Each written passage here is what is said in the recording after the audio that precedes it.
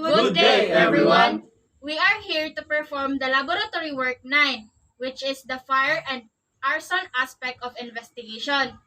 So, the objective here is to assess the students and see if there is enough evidence to suspect arson through observation. I am Joyce Biloriñana. And I'm John Trick Tiaroho. And I am John Rapis Ortiz. And I am Jimmy A. Aurelia. And I am Mariel Tinghel. And I am Mylene Patricia Sarco. So, let's start the discussion. So, what is fire? So, for me, everyone, fire is basically the combination of heat, fuel, and oxygen. It is the rapid oxidation of a material in the exothermic chemical process of combustion, releasing heat, light, and various reaction products.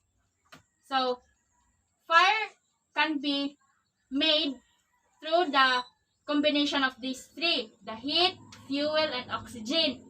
So, if something will be missing, for example, there is no heat, then there will be no fire. And if there is no fuel, then only heat and oxygen, then there will be no fire also. And if there is no oxygen, then there will be no fire. It's because fire should be a combination of heat, fuel, and oxygen. So, what is this fuel? This fuel can be anything. This can be wood, this can be clothing, like what we are wearing now. So, fuel can be referred to as things na masunog.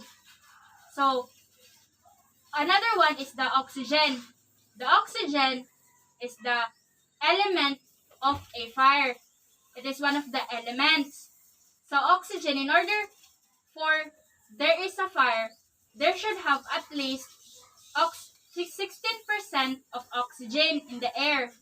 Since we have 20% of the oxygen in the air, at least 16% only for to result and have fire with the other elements such as heat and fuel with oxygen of 16%. So that is fire. So let's proceed now to the idea on what is the key ingredient that allows for a fire to continue to burn. So anyone here? Okay, Ms. Sarko. So for me, in order for a fire to burn, it needs fuel, di ba? Say, but fuel is the most necessary thing in order for a fire to continue burning. And considering the combustion process, heat or the ignition temperature is also needed. So it is going to continue burning as long as there is fuel and also oxygen around it. So the flame, when ignites with gases, that is the reason why fire spreads. So that's it. So we also have here the question, what phase of matter can burn?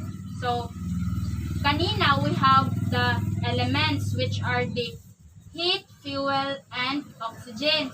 So the question is, what phase of matter can burn? So anyone here? So in phase of matter can burn is gas.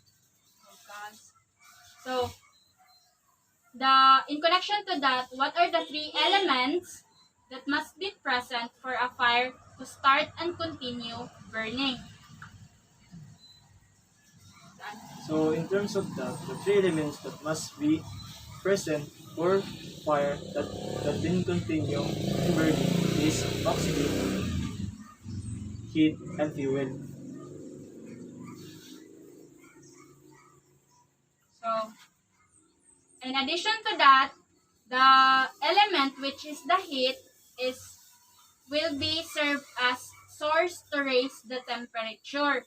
So, as what I've said earlier, that there should have these three elements, the fuel, oxygen, and heat. So the role of the heat is to raise the temperature of a fuel for it to point of ignition.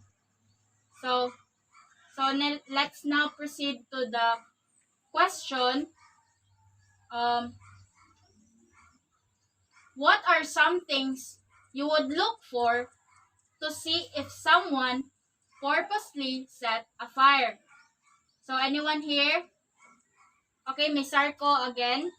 So, in order for us to know if a fire is purposely made, is to when we check for evidence of entry, such as damaged doorknobs or broken windows, and also the absence of valuable items, which includes money, Oh, mobile excuse phone. that.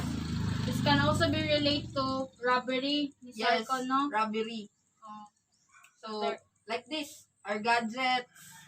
And next is the presence of accelerants such as gas or maybe the matches. Oh, we can add the fire department or the one who are going to investigate the fire is going to check for those. And next is the color of the smoke and damaged sprinkler systems at large establishments. We can see this sprinklers mostly in the malls. So we can see those sprinklers. If those sprinklers might be damaged, the fire might be purposely made. And lastly is the suspicious behavior of people present on the location of fire. So the fire department and investigators will also observe the behavior of the people present in the fire location. Thank you for that idea po, Miss Sarko. So let's proceed to the next question from in number 7, which is if an ample amount of oxygen is present, when will fire stop? Um, So okay, Mr. Ortiz. for me, as long as there is oxygen, fuel, and heat, fire will devour. The fire will be put out if any of these items are removed. Disrupting a fire material reaction chain also puts out the flame, and a substance that suffocates a fire by preventing oxygen from mixing with the fuel. This is how a fire protection system works. With less oxygen emphasis, the ignition slows down. A carbon dioxide doser and a fire cover or water can be used to deprive a fire of oxygen. So thank you, Mr. Ortiz. So in addition to that, for me, if I were to answer this question, um, as what I've said, that there should have at least 16% of oxygen in air for fire to continue to burn. From the statement above that there should have an ample or a large or quite large amount of oxygen. So in my estimation, I guess the fire. So from the question, when will a fire stop? So in my estimation, the fire would take few long hours to stop. For in my estimation, it is because once the oxygen had contact with the fuel, on oxygen is what we breathe. Right? That is the definition of the oxygen here as an element of fire. So, if once the oxygen had contact with the fuel, in which what I've said can be anything, such as wood, table, or clothing, once the oxygen had contact with the fuel or had been together with heat on, then it will result for to a big fire. So lalaki talaga ang fire pag there is an ample amount or quite large amount of oxygen when wasn't immediately washed out by fire extinguisher. Sige, let's proceed to the question, importance of sharing or alligator pattern in fire or arson investigation. So anyone here?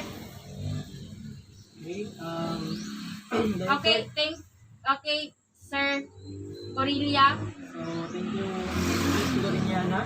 So, the importance of sharing alligator on fire or arson investigation is that uh, sharing oxidation, distortion, melting, color changes, and structural collapses are all examples of fire patterns. Then, sharing is the chemical process of incomplete combustions of certain solids when objected to heat, while the alligatoring effects means that the sharing wood will look like alligator skin.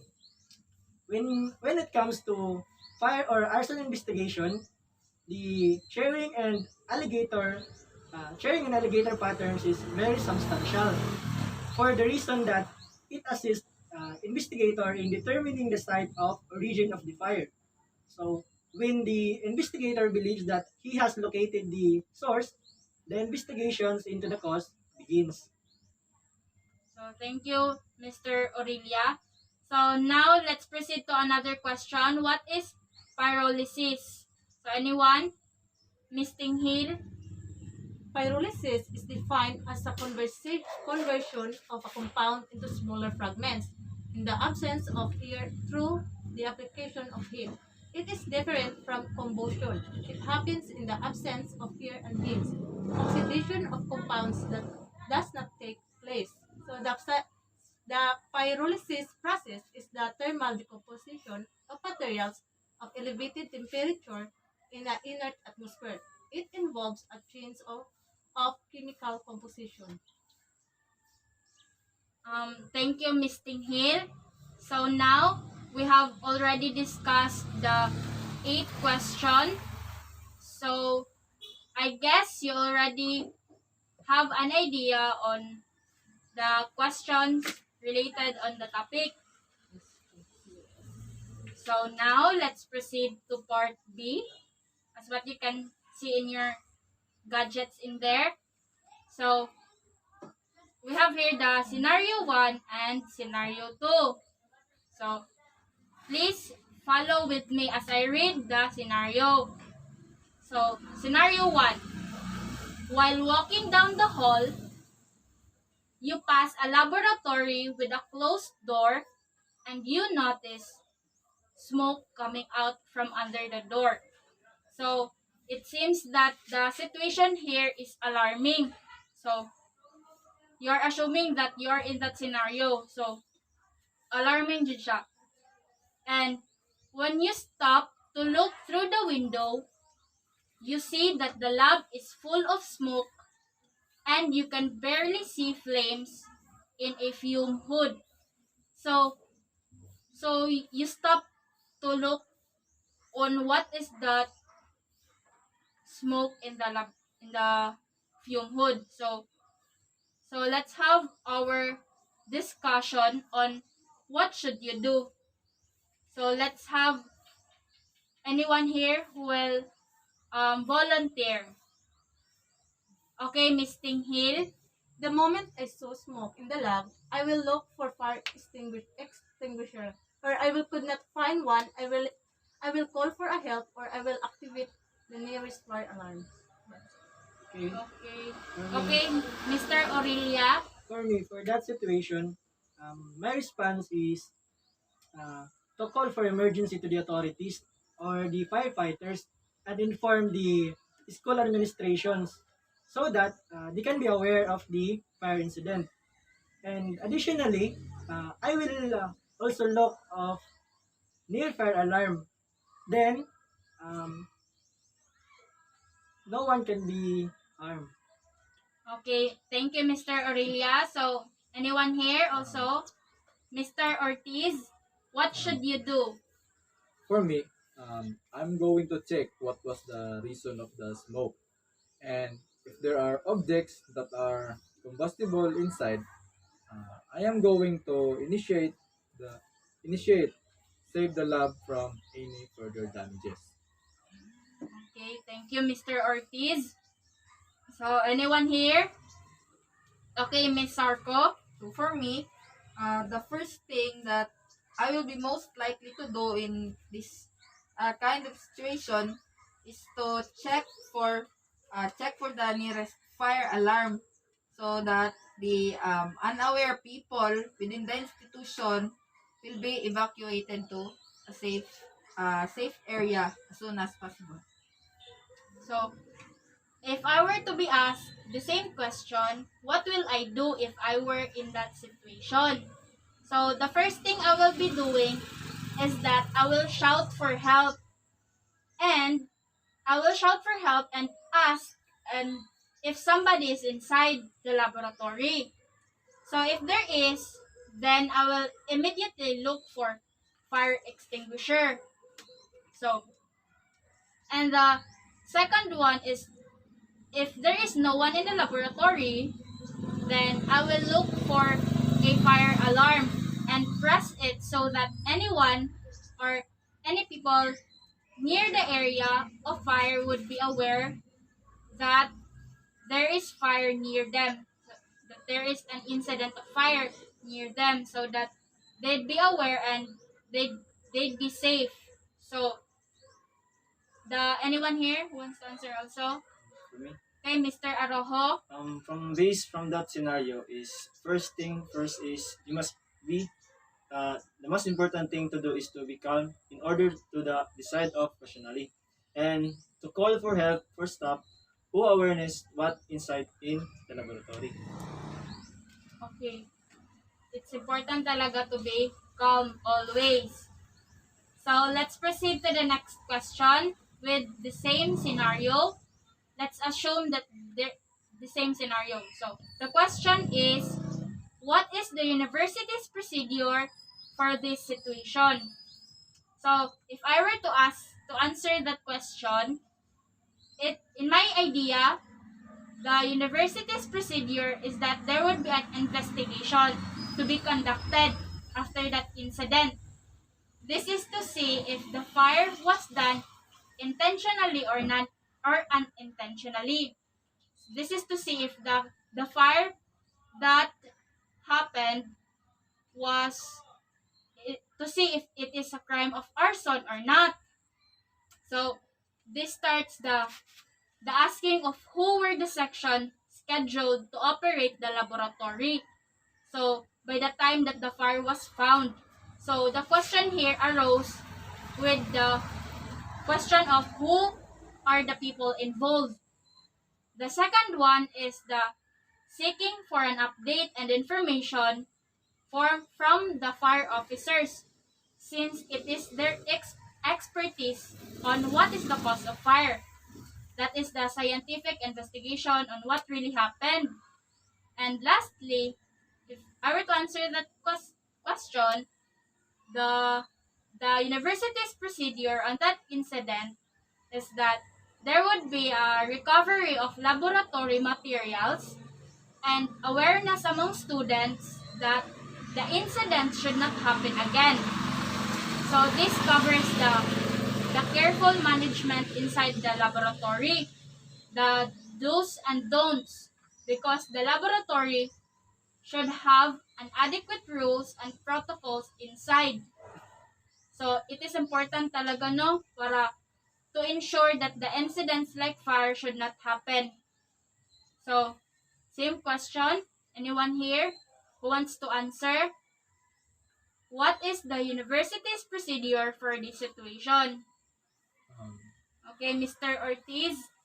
for me, the university shall contact the person authorized like fire department, and while waiting for them, students and staffs shall help one another in doing minor help in order to prevent the fire from escalating. Okay, Mr. Ortiz. Okay. Okay, Mr. Aurelia. For me, the university procedures that first they call for emergency so that the firefighters could respond immediately. And also, they should also check the laboratory to ensure if no one get harmed on the incident and no one be stuck on the laboratory room. Okay, thank you, Mr. Aurelia. Mr. Arojo? In that case, so the university should be the responsibility since they are the one they authorize to take actions regarding the situations like on that scenario. Okay, thank you, Mr. Arojo. So, anyone here who haven't answered? For me, university procedure for this situation is university laboratory must prepare an emergency plan and all personnel should be familiar with it. Okay, thank you, Ms. Tinghil. So, anyone? Okay, Miss Sarko? So in connection to my first answer in the first question is that you remember that I prioritize the safety of the people within the institution. So I answered the number two that the university shall apply their fire evacuation plan in order to ensure the safety of the students. That's all. So, okay, importante talaga ang safety. So, thank you, Miss Sarko. So, now, let's proceed to scenario 2. So, please be guided in your copies in your gadgets as I read the scenario. So, scenario 2. The fire in question started when materials in a fume hood were ignited because they were placed in close proximity to and on top of a muffled furnace that was running. So, we have already discussed what a muffled furnace is. And the next situation that happened is that a lab worker had started a muffled furnace to heat it up to the required temperature for the work that they would be using it for. So after starting the furnace, the lab worker left the room for unknown reasons. Sometime later, the materials next to and on top of the muffled furnace ignited and the fire broke out. So imagine the situation. It seems like same with the scenario 1, it's alarming and dangerous. So the next situation that happened is that in the room in question, there is a glove box that has water reactive chemicals in it. So imagine, the room is sprinkled. There are significant number of other chemicals stored in the lab as well. After the fire broke out, the two closest sprinkler heads activated and controlled the fire. So just imagine the situation. The fire was being controlled by the two closest sprinkler in the area. So imagine the sprinklers continued running, flooding the hallway and rooms adjacent to the fire as well as rooms on the floor below it until the fire department arrived and determined that the fire was out and shut the water off. So now let's have a discussion on the following questions. What went wrong in the situation? So anyone who wants to answer? Okay, Mr. Aurelia. Okay, for me, as what I observed in the scenario, is that when the lab worker left the room or the laboratory room with the muffled furnace being heated up. So since there are materials next and on the top of it, so that's why it ignited and the fire started to broke out in the entire room and caused fire incident. So that was my observation. So for me then, to answer the question, what went wrong in the situation, it is, I think, for me, it is the negligence of the lab worker. The as what you can see naman sa situation, that there is improper placement of materials inside the laboratory. The idea is that there is a muffle furnace which produces fire, so flame. So there should have a proper placement of any materials near the muffle furnace, especially the placement of fume hood that ignited due to the running muffle furnace. So anyone who wants to answer also? Okay, Mr. Ortiz. For me, in connect to your answer, Miss Loreniana, the thing to worry in the situation is the fact that the lab maker is responsible because he left the muffled furnace alone. And in addition, the first thing to do before the first thing to do before we live in the laboratory, we should settle in order to prevent a disaster. Okay, thank you, Mr. Ortiz. Okay, Miss Tinghil. For me, the laboratory worker left the lab after he started the muffled furnace, which is wrong since the muffled furnace it can cause fire, especially the flammable things. Materials near to it, which in the scenario, it is the materials near the muffled furnace who caused the fire inside the laboratory. So, okay, Miss Tinghil. Anyone? Okay, Mr. Arojo. As what I observed on that scenario is the ad started when the lab worker left the muffle furnace. So in which state is the fire in the lab? There is negligence. So, anyone? Okay, Miss Sarko. Wait, considering the chemicals present in the inside the lab. So the chemicals in the lab is water reactant.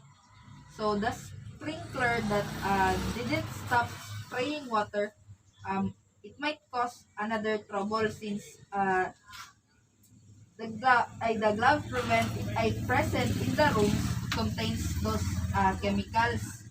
So the chemicals reacted and created heat that causes the sprinklers to not stop, which is the reason na There is there's flooding. flood. Yes, Okay, that's why I find wrong.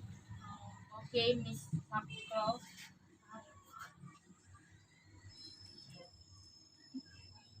So, the next question is that in the scenario 2, what could be done to prevent this from happening?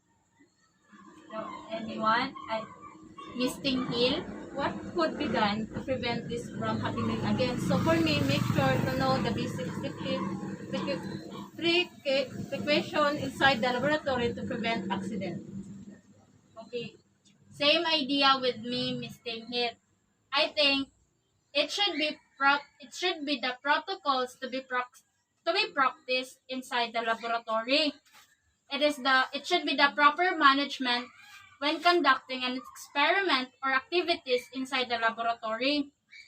So in the situation in scenario 2, I see negligence, and that may seem that there should have a short briefing or orientation before allowing workers to operate inside the laboratory. So that is proper management and the protocols to be practiced inside the laboratory. So that's it. Anyone? Okay, Miss Sarko. So my idea, in order for it to not happen again, is the proper storage of materials. Especially they use chemicals inside the laboratory. We can prevent things like this from happening again by storing our chemicals and other chemical reactant materials to a safer place or safer storage area. So you mean the there should have a proper placement of laboratory materials. Okay. Thank you, Miss Sarko. So anyone? Okay, Mr. Ortiz.